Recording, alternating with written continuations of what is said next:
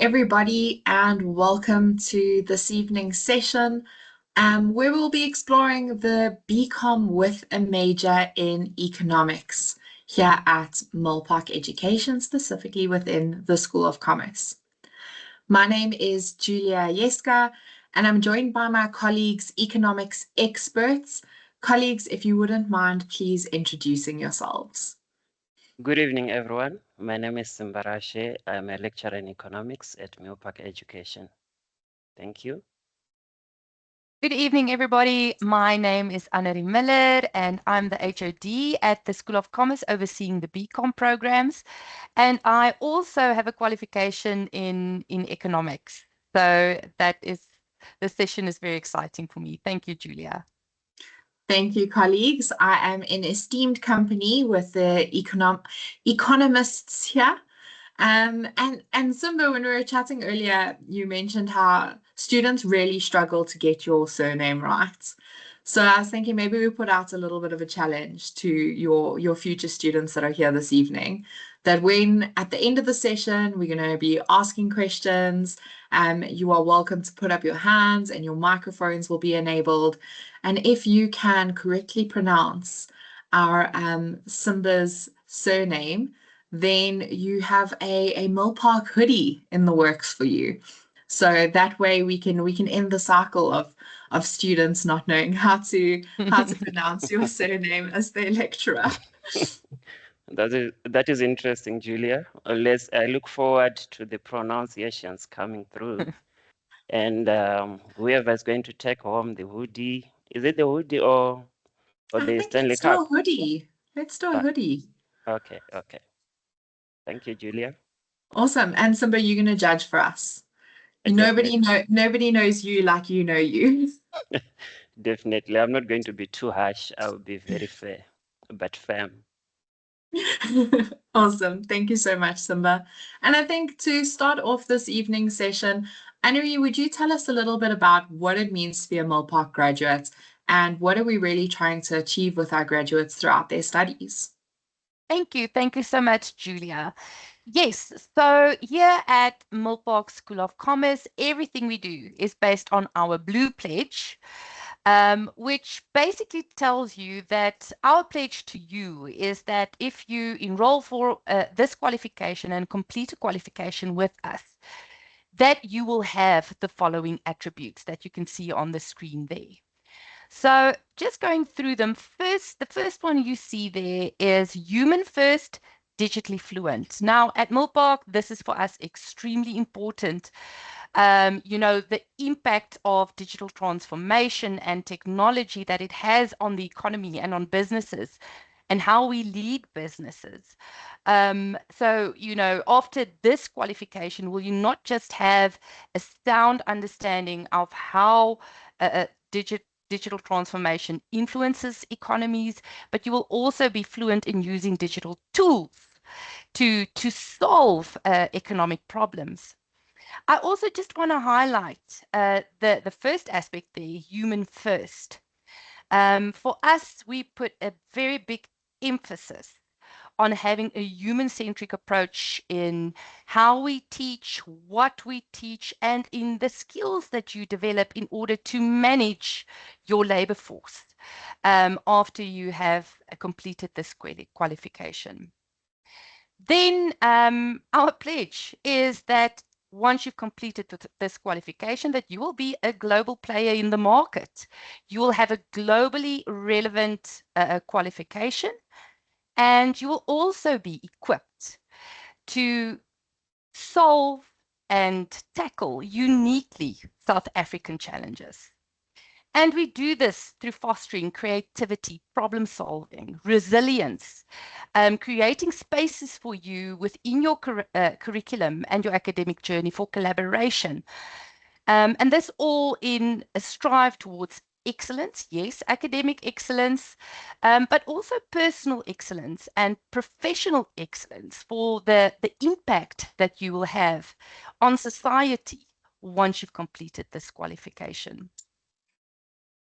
Thank you so much, Annerie.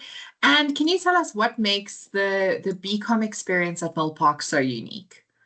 Okay, great. So I think first and foremost, I have to tell you that the BCom in economics is fully accredited with the CHE. So it's an industry recognized qualification. This means it's at an exit level, NQF exit level 7. So once you've completed this qualification, then you will also be able to articulate into any relevant NQF 8 PGDIP honors at any of the other accredited institutions as well, should you choose to do that. At Milpark School of Commerce, we also have a suite, if you would, of BCom qualifications that we offer. For example, financial management, a BCom in financial management, or a BCom in compliance and risk management. But we are very excited to launch this year, specifically the BCom in economics, to align with your career goals. Our mode of learning, as something that we're also launching in 2026, is the immersive online mode of learning, where we are, Julia will be talking to that a little bit later on, but where we are very intentional about creating meaningful learning experiences for our students. And then our curriculums are curated, and we've brought together the experts around the country to develop the content and the courses within this curriculum. So we went all the way to make sure that it is practical, that it is industry aligned, and like we say there, that we offer you career-focused learning and teaching. Yes, thank you. I think, Julia, just to round it off, I think what makes the BCom really unique is that we've got a very strong focus on employability and practicality. Absolutely. Thank you so much for that. And can we talk BCom with a major in economics specifically? Tell us non-economists, how do we get there and what's it all about? All right, so like we said, the BCom with a major in economics is something that is completely brand new here at Milpark School of Commerce that we're launching this year. And as we say there, it's all about understanding markets. How do we influence policy? And how do we use data to do all of this? And to discuss the importance or relevance of economics and a qualification in economics today, I'm bringing in Simba. Simba, so I want to ask you, why does economics and why is an economics qualification relevant for South African businesses today? All right, thank you, Anari. I do not look at it in terms of business only. For me, economics is life, right? Everywhere that you go, there's economics. If a lady is selling tomatoes outside, there's already economic principles that they are applying there. But in terms of the business, it goes beyond the theory.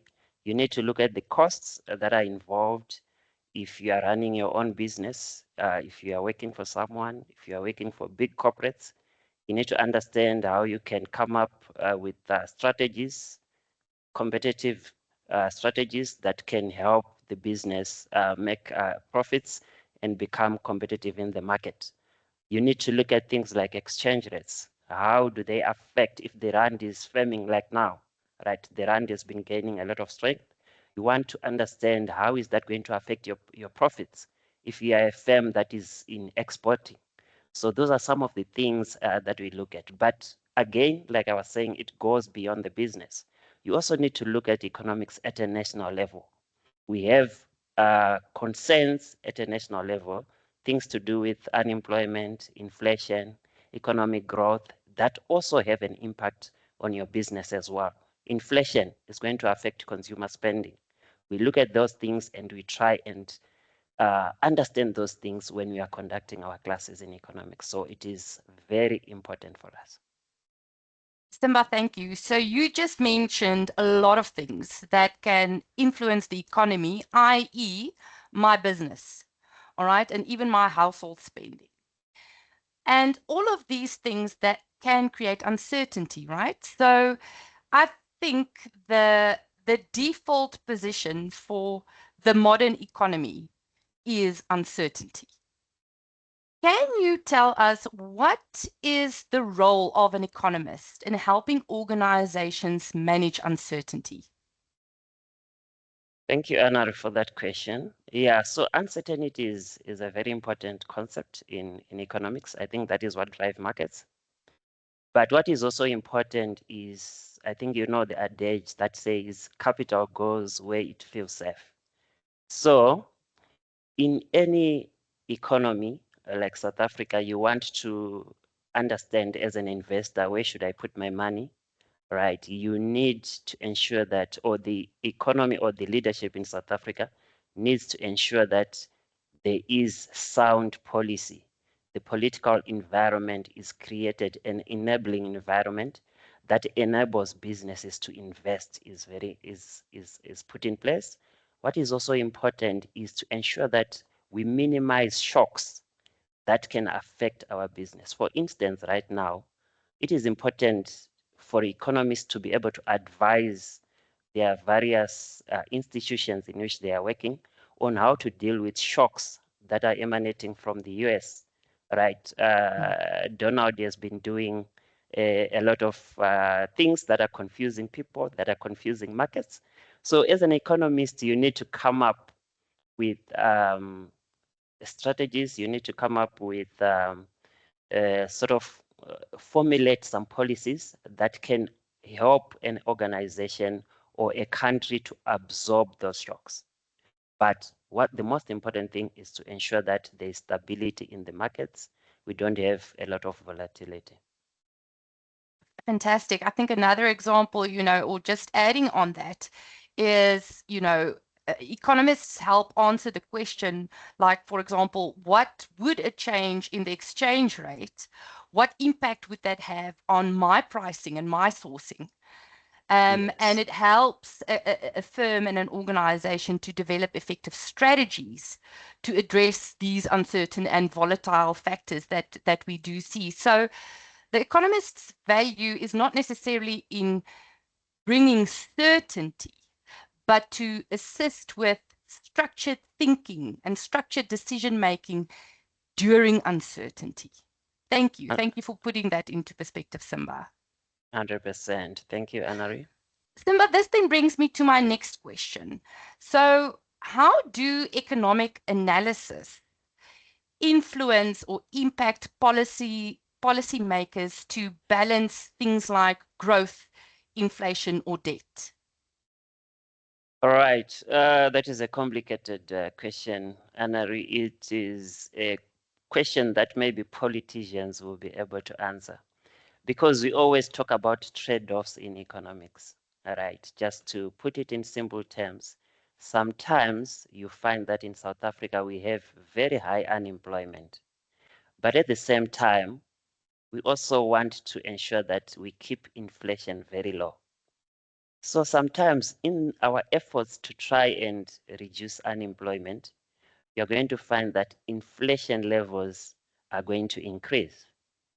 Then you now need to choose which one is the better devil between these two. And I think that's when we start having challenges with the South African Reserve Bank arguing, COSATU coming into play. COSATU wants to protect the right of the workers. The South African Reserve Bank wants to protect the rand, as well as ensure that inflation remains within the targeted band. So it is sort of a political question. Economics does not run away from politics anyway. So we always need to try and balance that. Sometimes it can also become an emotional decision. You want to look at economic growth. You want to focus on income distribution at the same time, right? You want to limit the number of have-nots in our economy, but at the same time, you're going to find that it can come at a cost. So we have all these trade-offs